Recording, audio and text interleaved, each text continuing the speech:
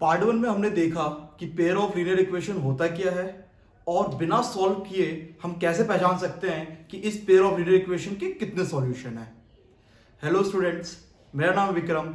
आज हम करने जा रहे हैं methods of solving pair of linear equation. चलिए शुरू करते हैं। तो हमारे पास दो मेथड्स हैं। हम पेयर ऑफ लीनियर इक्वेशन को दो मेथड से सॉल्व कर सकते हैं। Method one is graphical method. Graphical method के अंदर हम मेकिंग यूज ऑफ ग्राफ्स, हम दो इक्वेशंस का ग्राफ ड्रॉ करेंगे और जहां पे वो इंटरसेक्ट होगा वहां से वो उसका सॉल्यूशन होगा। तो हम ये ग्राफिकल मेथड से ऐसे सॉल्व कर सकते हैं। दूसरा मेथड है हमारे पास एल्जेब्रिक।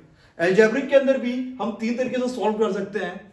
एल्जेब्रिक का पहला मेथड है सब्स्टिट्यूशन मेथड। इसके अंदर दो इक्वेशन हमारे पास दिए हुए हैं, एक में से किसी एक वेरिएबल की वैल्यू निकाल लेंगे और उसे दूसरे इक्वेशन में पुट कर देंगे। फॉर एग्जांपल हमारे पास दो इक्वेशन दे रखी हैं, एक्स और वाई उसमें वेरिएबल है। हम इक्वेशन वन या इक्वेशन टू में से एक्स की वैल्यू निकाल लेंगे और उसको फिर दूसरे इक्वेशन जो बचा हुआ है उसमें पुट कर देंगे।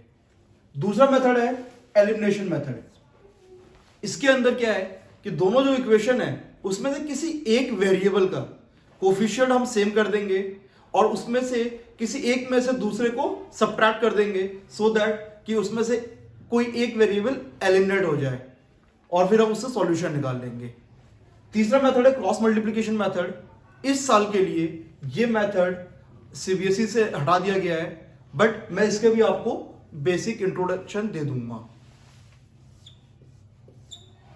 अभी हम ये सारे मेथड को अच्छे से एक्सप्लेन करेंगे with the help of example. हमारे पास पहला मेथड है ग्राफिकल मेथड। इसको हम सॉल्व करते हैं with the help of example. हमारे पास दो इक्वेशन दे रखी हैं। पहला इक्वेशन है x plus y equals to 3 और दूसरा इक्वेशन है x minus y equals to 1। हम क्या करेंगे, इसके अंदर पहले इस इक्वेशन का ग्राफ ड्रॉ करेंगे और फिर इस इक्वेशन का ग्राफ ड्रॉ करेंगे। पहले इक्वेशन का ग्राफ ड्रॉ करने के लिए हमें दो पॉइंट्स चाहिए जिससे ये लाइन पास कर रही हो।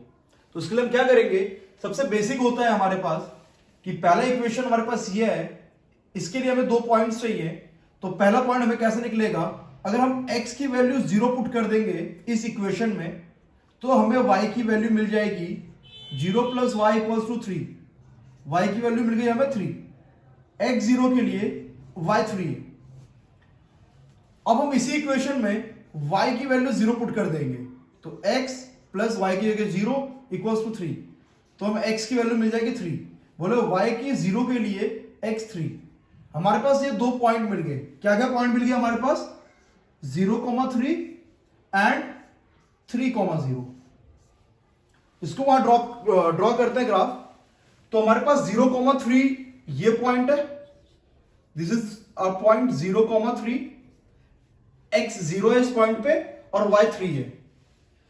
और हमारे पास 3,0 ये पॉइंट है, 3,0। यहां पे x की वैल्यू 3 है, y 0 है। इन दो पॉइंट को अगर हम ज्वाइन कर देंगे, एक लाइन ड्रॉ कर देंगे इस दोनों पॉइंट से, तो हमें इक्वेशन मिल जाएगी, ग्राफ मिल जाएगा, लाइन मिल जाएगी इस इक्वेशन की। तो हम इसको ड्रॉ करते हैं।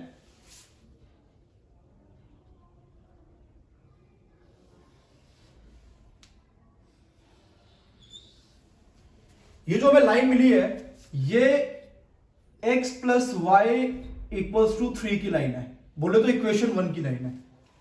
सिमिलरली हम इक्वेशन 2 की भी लाइन ड्रॉ करेंगे।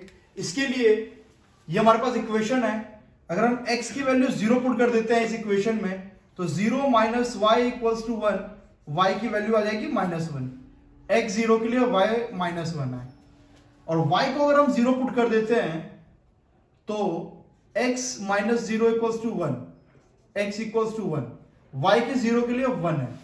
तो ये दो पॉइंट को अगर हम लोकेट करेंगे, यहां पे पॉइंट्स हमारे पास आ गए हैं 0, -1 एंड 1, 0।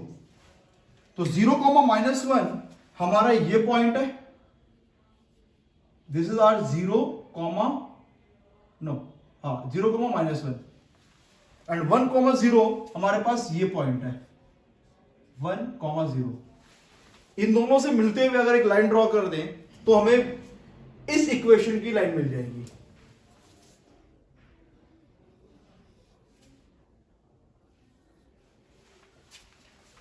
ये हमारा इक्वेशन है x minus y equals to 1। अब जहां पे ये दोनों लाइन आपस में इंटरसेक्ट कर रही हैं, कहां कर रही है? इस पॉइंट पे कर रही है। ये हमारा क्या पॉइंट है? ये हमारा पॉइंट है 1,2। इसका क्या मतलब है? यहां पे x इक्वल्स टू 1 है, x इक्वल्स टू 2 है और y equals to 2,1, y equals to 1 है।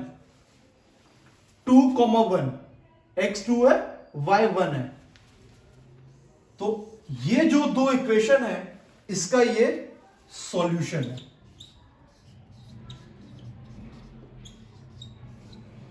ये किस टाइप का, इसका नेचर क्या है? ये इंटरसेक्टिंग है, बोले तो इसका यूनिक सॉल्यूशन है। और जो सॉल्यूशन है वो ये है 2,1, x की वैल्यू 2, y की वैल्यू 1। ये हमारा ग्राफिकल मेथड था। अब हम देखेंगे अलजेब्रिक मेथड में पहला मेथड सब्स्टिट्यूशन मेथड। ये आप देखो, अलजेब्रिक मेथड के अंदर हमारे पास पहला मेथड है सब्स्टिट्यूशन मेथड। हमने दोबारा एक एग्जांपल लिया, हमने दो इक्वेशंस लिए। पहला इक्वेशन है 7x minus 15y equals to 2, ये हमारा इक्वेशन 1 है। दूसरा equation x plus 2y equals to 3, इसको हम इक्वेशन 2 लेते हैं। अब इसके अंदर करना क्या है? किसी एक इक्वेशन के अंदर से एक की वैल्यू निकालेंगे दूसरे के टर्म में और उसको दूसरे में पुट कर देंगे। यहां पे देख रहे हैं हमें इक्वेशन 2 को सॉल्व करना आसान लग रहा है क्योंकि x अकेला है। तो हम यहां पे लिखेंगे सॉल्विंग इक्वेशन 2 वी गेट, हम क्या कर रहे हैं? x को यहीं रख रहे हैं और y वाले टर्म को उस तरफ भेज दे रहे हैं। हमारे पास x की वैल्यू आ गई in terms of y 3 minus 2y। इसको हमने इक्वेशन 3 कह लिया, लेट्स से। अब क्या करना है? इस इक्वेशन को जो निकला है, इक्वेशन 2 को सॉल्व करने से हमें ये मिला है। अब हम इस x की वैल्यू को इक्वेशन 1 में पुट करेंगे। तो लिखेंगे पुट इक्वेशन 3 इन इक्वेशन 1 और हमें मिल जाएगा वी गेट 7, जहां पे भी x है वहां पे हम ये वैल्यू पुट कर देंगे 3 minus 2y minus 15y equals to 2। इसको सॉल्व करेंगे 7 3 जा 21 माइनस 7 2 जा 14y minus 15y equals to 2। 21 को हम उस तरफ ले जा रहे हैं, यहां हमारे पास आ जाएगा, ये हमारे लाइक टर्म्स हैं। तो minus 14y minus 15y equals to हमारे पास आ जाएगा minus 29y equals to 2 minus 21। Minus 29y equals to minus 19। तो y की वैल्यू हमारे पास आ गई minus 19 by minus 29। Minus minus cut गया, हमारे पास y की वैल्यू आ गई माइनस 19 बाय 29। अब क्या करना है?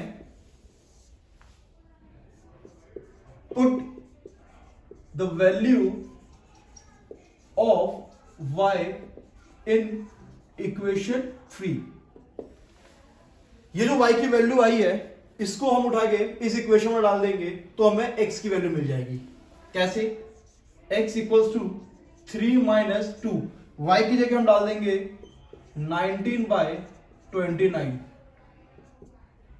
तो हमारे पास आ गया 3 माइनस 19 टू ज़ा 38 अपॉन में 29। इसके लिए कुछ नहीं है तो हमने 1 लिख दिया। अब इसका एलसीएम लेंगे, एलसीएम आ जाएगा 29। तो 3 को 29 से मल्टीप्लाई करना होगा माइनस 38। इसको सॉल्व करेंगे 9 3 जा 27, 2 कैरी 3 2 जा 6 2 8 माइनस 38 अपॉन में 29। इसको सॉल्व करेंगे 7 में से 8 जाएगा नहीं, तो हमारे पास आएगा 17, ये आएगा 9, यहाँ बचा 7, 7 में से 3 गया 4 अपॉन में 29।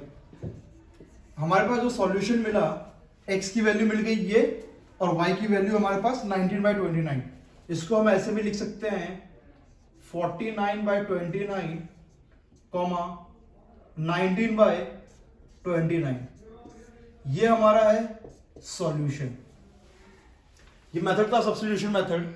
एक बार दोबारा देख लो आप, दो इक्वेशन दे रखी है, इसमें से किसी एक इक्वेशन में से आप इससे भी ले सकते हो, इससे भी x की वैल्यू निकाल सकते हो, क्योंकि ये हमारा अकेला टर्म है x का, तो यहां से निकालना आसान है। हमने x की वैल्यू निकाली इन टर्म्स ऑफ y, और उसको जिससे निकाली है उसके बचे हुए में पुट कर देना है। तो हमने 2 से निकाली थी वैल्यू x की, तो हम इस इक्वेशन को 1 में पुट करेंगे, तो हमें इसे सॉल्व करके हमें y की वैल्यू मिल जाएगी, और इस y की वैल्यू को वापस इसमें डाल देंगे तो हमें x की वैल्यू मिल जाएगी। ये हमारा दोनों सॉल्यूशन है।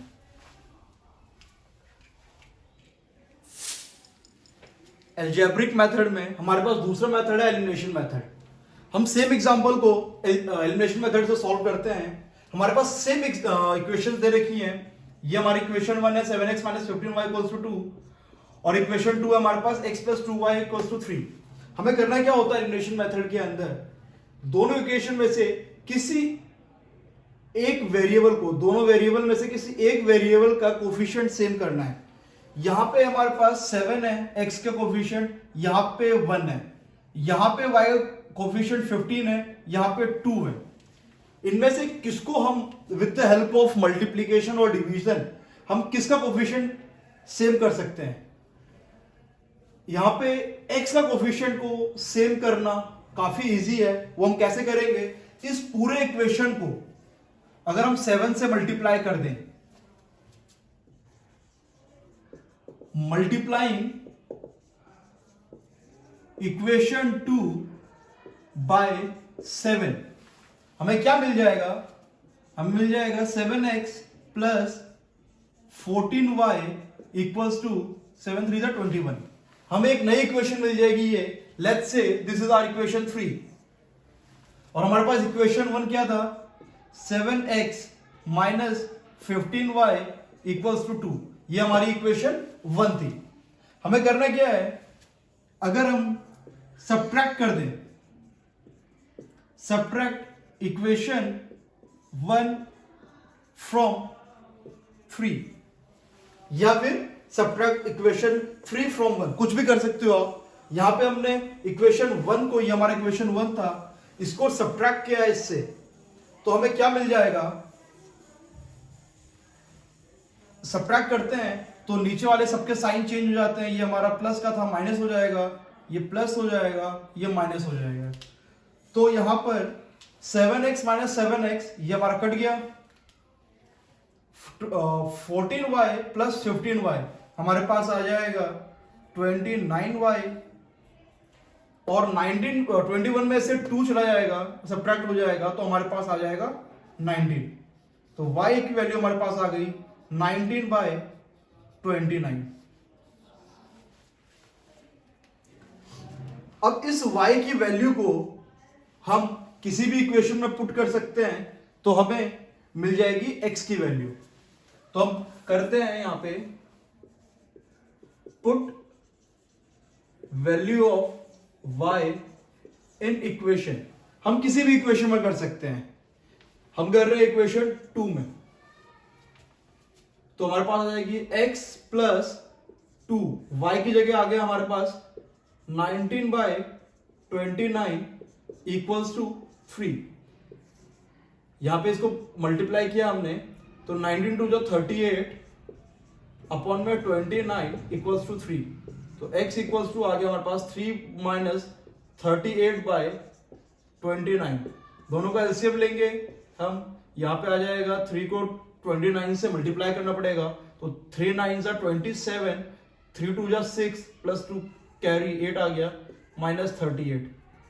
इसको हम इसमें सब्ट्रैक्ट करेंगे, 9 7 में से 3 गया 4 अपॉन में 29। ये हमारी आ गई x की वैल्यू। हमने सब्स्टिट्यूशन मेथड से भी किया था, दोनों हमारे पास आंसर सेम आए थे। हम इसको वेरीफाई कर सकते हैं कि हमारा आंसर ठीक है। हमने दोनों मेथड से इस एग्जांपल को सॉल्व किया, पहले सब्स्टिट्यूशन मेथड से, अब एलिमिनेशन मेथड से। ये हमारे पास आंसर आ गए।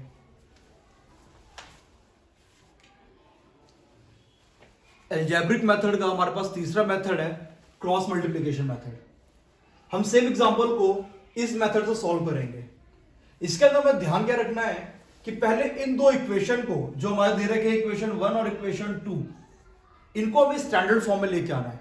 मैंने आपको पहले बताया था हमारे पास स्टैंडर्ड फॉर्म क्या है, a1x plus b1y plus c1 equal to 0 और a2x plus b2y plus c2 equal to 0।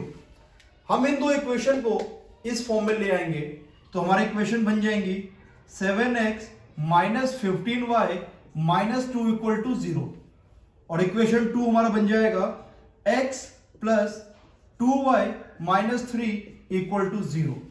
अगर हम यहां पे इन दोनों को मिलाते हैं तो हमें मिल जाएगा a1 7, b1 minus 15, c1 minus 2।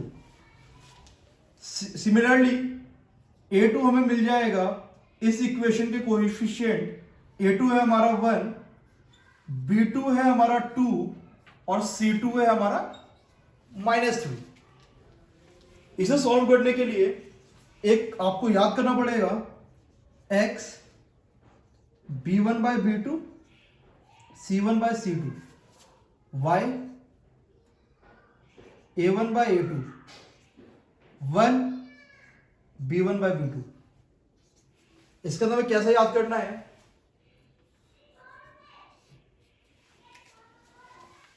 ये हमें कुछ ऐसा बन जाएगा x upon b1 c2, sorry इन दोनों को मल्टीप्लाई करना है, क्रॉस मल्टीप्लाई करना है और माइनस इसको करना है। तो b2 c1 minus b1 c2, यहां से सिमिलरली यहां से ऐसे,